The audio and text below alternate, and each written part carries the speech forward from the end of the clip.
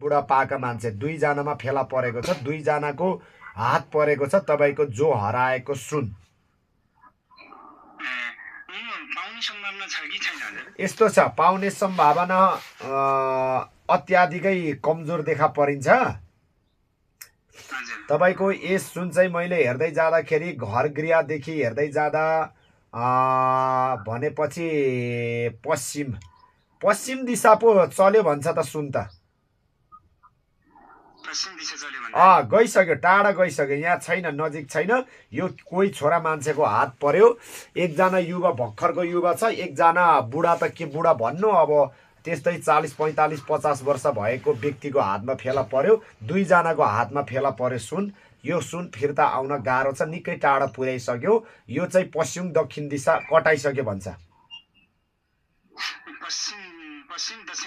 हजुर, यो सुन आउँदैन तपाईँहरूको। यो सेटिङको साथमा, प्लानको साथमा अलिकति युवा, भर्खरको युवाको हात पर्यो। त्यस पछाडि अलिकति के भनौँ न, अब यहाँ आइडिया घुमाएर खाने मान्छेको हातमा फेला पर्यो भन्छ।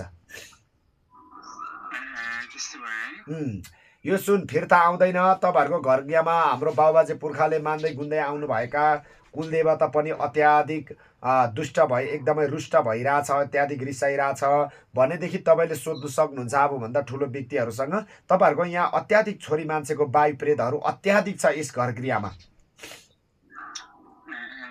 हाम्रो शाखा सन्तान वंशको तन मन बिगार्ने, तन मन खेलाउने, घर व्यवहार चलाउने, घर व्यवहार खेलाउने, पशु चपाई हानि नोक्सान, हरेक कुरामा नै नोक्सान गरी ल्याउने भनेको वायु प्रेत देखा परिन्छ। वायु अत्याधिक छ। तपाईँहरू यस घर गृहमा विचार गर्नुहुन्छ, चाल गर्ने, शब्द गर्ने, पेट दुख्ने, कोखा हान्ने, टाउको दुख्ने, ढाड दुख्ने, कहिले मुन्टा बाङ्गा हुने, कहिले एउटा पाता नचल्ने, एउटा घुँटा दुख्ने, खुट्टा दुख्ने, शब्द नराम्रो, छलकपट हुने, सानो सानो कुरामा नै एकदम रुष्ट भएर दुश्मन सरी लडाइँ झगडा चल्ने, आफन्त कुराकानी नमिल्ने, सानो सानो कुरामा लडाइँ झगडा परिरहने, सपनाहरू छलकपट भइरहने, ऐठान भइरहने, घरमा चाल शब्द भइरहने, पालो पालो बिरामी भइरहने, यो एकदमै देखा परिन्छ। यो वायु प्रेतको कारणले गर्दा। वायु पनि तपाईँहरूको त 4-5 वटा समथिङ छ। अल्पायु अकाल मृत्यु हो पहिल्यैदेखिको भन्छ। जब हाम्रो घर गृहमा चाहिँ, घर गृहस्थीमा चाहिँ, हामी मनुष्य जीवनमा, पशु चौपाई जीवनमा, हामी मनुष्य जीवनमा चाहिँ यो तपाईँको पोजिटिभ भन्दा नेगेटिभ ऊर्जाहरूले ज्यादाती चापेपछि हाम्रो जीवनमा कहिले उँभो हुन दिँदैन। एउटा न एउटा बाटोहरू निकालेरै छोड्छ। त्यस कारणले गर्दा तपाईँको घर गृहमा अत्याधिकै वायु प्रेतहरूले हेरिरहेछ। यसलाई चाहिँ तपाईँहरूको अब सिस्टम, विधि विधान अनुसार, आफ्नो जात थर अनुसारले के गर्दाखेरि यसलाई अब पाल्ने सिस्टम छ, या उतार्ने सिस्टम छ, या यसलाई मासी बिलासी गरेर भगाउने सिस्टम छ, यो चाहिँ तपाईँहरूको आफ्नै सिस्टममा भर पर्छ।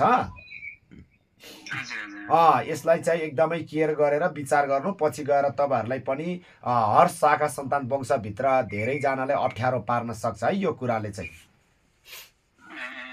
यसले तपाईँ हजुर हजुर त्यो छोरोको कारण छोरोले अहिले सानै कच्चै उमेरमा बिहे गर्यो हैन। हजुर, अहिले एकदम एकोर पनि आफ्नो बाबा भन्ने चाहिने अवस्था जस्तो पुग्यो। के कारण हो त्यो यस्तो हुन सक्दैन?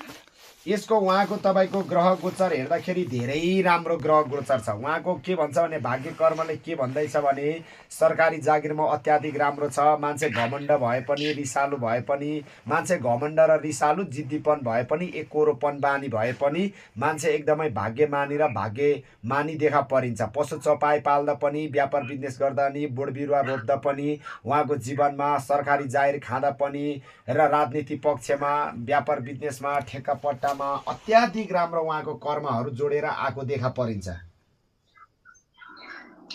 सुन्नुहोस् है, अत्याधिक राम्रो। उहाँको नराम्रो ग्रह तपाईँ जहाँ हेराउनु सक्नुहुन्छ, उहाँको ग्रह भनेको काहीँ पनि नराम्रो ग्रह भनेको काहीँ पनि छैन। अहिले जे होस्, वर्षवारी ग्रहले के भन्छ भने वर्षवारी ग्रह नजिक छ। यो वर्ष महिनावारी ग्रह नजिक छ। महिनावारी र वर्षवारी नजिक यो ग्रहहरू चाहिँ तपाईँको ठ्याक्कै राहु ग्रह र शनि ग्रहहरू नजिक भएको कारणले गर्दा अलिकति यसले चाहिँ खडबडहरू ज्यादाती चलाउँछ। अलिकति विचार गर्नुपर्ने, झगडा, यो बिहे गर्दा पनि, हरेक काम कार्य गर्दा पनि लडाइँ हुने, झगडा हुने, दुश्मनी हुने, जेलनेल हुने, मुद्दा मामला हुने, झै झगडा हुने, आफ्नो जातभन्दा अन्तर्जातितिर फस्ने, चोटपटक पर्ने, अनेकको झुटो आरोपहरू आइलाग्ने चाहिँ तपाईँको अहिले यो महिनावारी ग्रहहरूले चापिरहेछ उहाँको जीवनमा होइन। तर वर्षवारी ग्रहबाट उहाँको जो मूल दशाबाट हेर्दा उहाँलाई त्यति नराम्रो काहीँ पनि देखा परेको छैन। कस्तो भने मलाई चाहिँ त्यो अब उनीहरू दुईजना सबै सानो उमेरमा बिहे गरे हजुर होइन। हजुर यो उनीहरूलाई यस्तो अहिले उमेर पुगेको छैन, उनीहरू उमेर नपुगेपछि हामीले उसलाई अलग बनाउन सकिँदैन हजुर।